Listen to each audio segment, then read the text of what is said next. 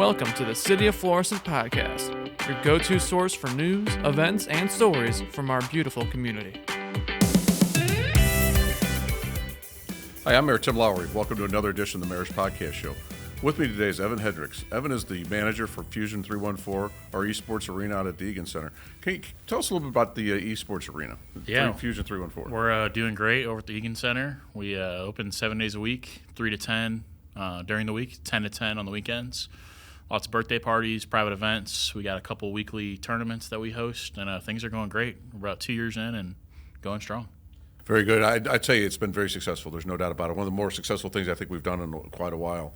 And certainly we're doing something that, I always say it's for our youth, but really we see a lot of adults in there too. Yeah, I mean, I'd say like the median age is probably about 18, like young adults, but lots of high school kids in there as well.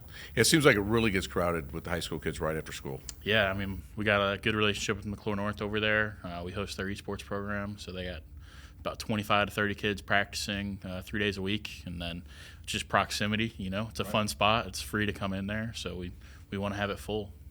No, it really has been. It really has been a big hit for the city. There's no doubt about it, and certainly for our community, it's been a big thing. So, tell us about your position. Yeah, I got a very unique position within Parks and Rec, but I manage the day-to-day operations of Fusion. I have 8 part-time staff under me that I schedule throughout the week for our various days of operation. But it's a lot of it's just dealing with customers, point-of-sale transactions for getting onto our machines, selling concessions, but then what I do that a lot of my part-time staff doesn't is like the bigger coordinating and planning for some big events. We just had an event with STLCC in Francis House Central this last weekend. We've got various different organizations that rent us out for larger events because we host some of our own, but my favorite things are whenever we bring other people in to host their events at Fusion. You've done a great job with that. I mean, you've done a great job really reaching out to the community, a lot of great outreach. So I know one thing that you guys put together, you did it last year, and of course, before we had the rain, is you had the event at the Valley of Flowers. For sure. Can you talk about that a little bit? Yeah, I mean, what's Valley of Flowers without a little bit of rain? Right, but, exactly. The idea is, we have our kind of Smash community. That's the Super Smash Brothers. We host actually the largest weekly event in St. Louis. We are going to be having our 53rd one tomorrow, but we have a pretty engaged audience of about 60 to 100 people. We see about 30 to 40 of those a week, and for our larger events we get a lot of those people to come. We do lots of marketing and advertising for it, so the idea is, well, during Valley of Flowers you had all sorts of things going on. We have a very relatable game. Like, a lot of people have heard of Super Smash Brothers even if they don't really play games that much, and we got on this big screen outside, we got bleachers set up, we have commentators with microphones, and it kind of is like a spectacle thing. You're walking by, there's all these people that signed up and are competing, but then you get the, oh, what is that? Oh, the city does this? What's Fusion 314? It's just a big kind of marketing opportunity to put us on the radar of people that don't know we're there yet. Very good. So this year at the Valley of Flowers, which day is going to be, what time is it going to be from? So it's going to be on Saturday. Time, we don't have like a for sure start time yet, but it's going to be in the afternoon. I'd imagine a 1 p.m. or 2 p.m. start time into the evening, about 7 or 8 p.m. You talk about people watching it. I mean, I believe that some of your bigger tournaments that you actually have an offset room where people can just watch what's going on. Yeah, so we throw it up on all the TVs up in Fusion, but we also broadcast it online. So typically, we don't have that many live viewers, but the videos that we get, from recording that, we get to chop it up into different things, different promotional materials. But, there's other YouTube channels and other accounts that post clips of our event, which is pretty awesome to see, that we're making it onto these bigger channels and stuff. So we took a room a very nice room that was a rental space down at the Egan Center, and we turned it into Fusion 314. Kind of talk about that process a little bit. Yeah, I so in about summer, fall, probably closer to summer 2023, Steve Weiersmuller reached out to a couple different college esports programs. I was attending SIU at that time, very involved with their esports program, and there's a town hall. And from that point forward, I attended. I was a loud voice, kept in contact with Steve. Next thing you know, I'm hired in September. Flash a few months forward, we're open in February. one of the things I'm most proud of that I did. I think if you have an outside company come in, it's going to cost the city like minimum $500,000 to do what we did in less than half of that. So a lot of hard work from all sorts of people in parks. Steve Wyersmiller as well. Right. Definitely project manager, taught me so much just about being a city employee, spending money within the city guidelines and how to do all that properly.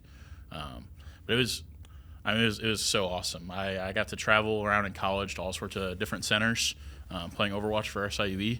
So I knew what I liked, I knew what I didn't like, and the funding was a little uncertain at the time. Right. So I wanted to make sure what we did have was good, just in case that's what it was going to be.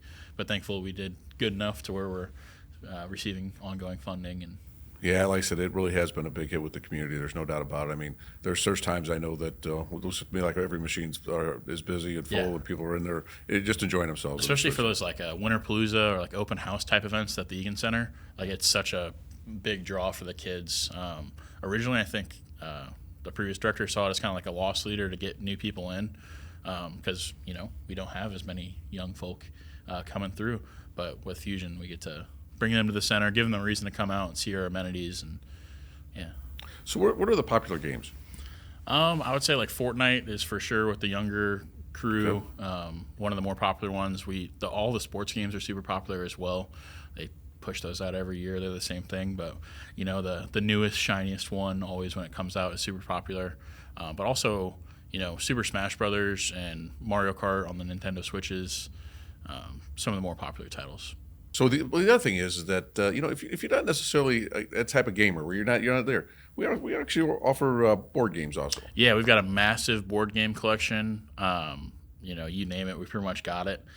Also, you can teach an old dog new tricks. We have plenty of grandparents that come in with their kids, their grandkids or children, and I can't do that. Well, I'll open this one up for you. They're sitting there with what they already paid for their kid. Yeah, you want to play with them? We'll set you up. Teach them how to kind of walk around, move around, and a lot of them get into it pretty quick. I mean, so you're saying there's hope for me? There is. Okay. These games are designed to be played. The people making them want as many people to be able to play them. So there's a lot of, onboarding and easy access aspects to them. I'm going to take you up on that challenge. I'm going to be up there someday. You're going to teach me how to play some of these games. We'll go do it. Because when I was that'd be a great video. Yeah, when I was younger, all we did was have that little thing that went across the TV, and we hit it with the paddles. Play some Pong. Pong. There you go. That's it. So the other thing is that you host a lot of parties there. You can have birthday parties there. You can have different types of parties. Want to talk about that a little bit? Yeah. I mean, birthday parties for sure are one of our biggest hits. I'm really happy at the price that we're able to offer those as well. It covers everything we need it to cover, but then our families get an opportunity to have 30 to 40 people and not spend an arm and a leg. Especially at a place like this. Lots of other places. There's not that many places like us, but the few that are in the area, especially over in St. Charles area, are going to be, $600 to $800 for your 2-hour birthday party. We're coming in at half that.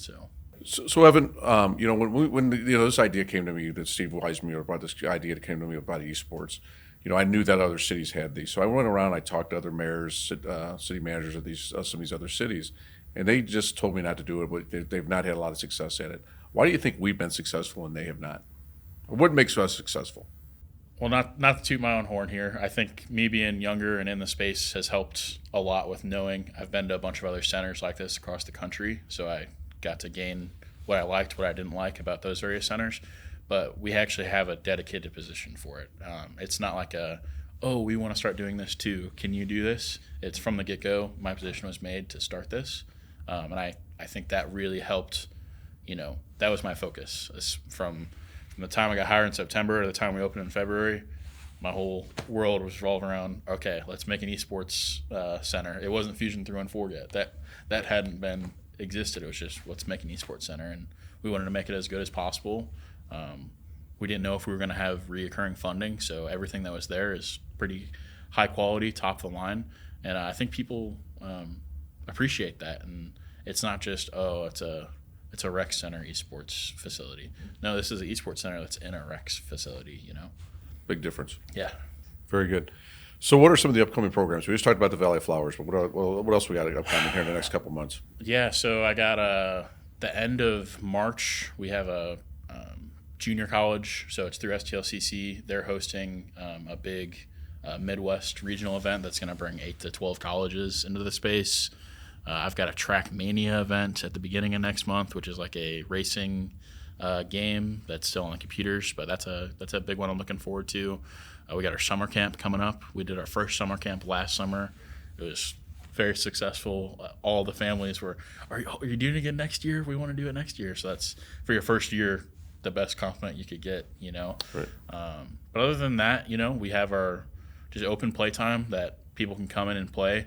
And the best place to know whenever we have those upcoming events would be our Facebook and Discord. Fusion314.com has links to all those. Well, Evan, I certainly appreciate you being here today, and certainly appreciate everything that you've done for making our esports so successful in Fusion 1314. So I certainly Thanks appreciate for giving me the opportunity. You guys put a lot of faith in a 23-year-old at the time, so I'm very thankful for that. Appreciate you. This concludes another edition of the Mayor's Podcast Show. We are Florissant Strong.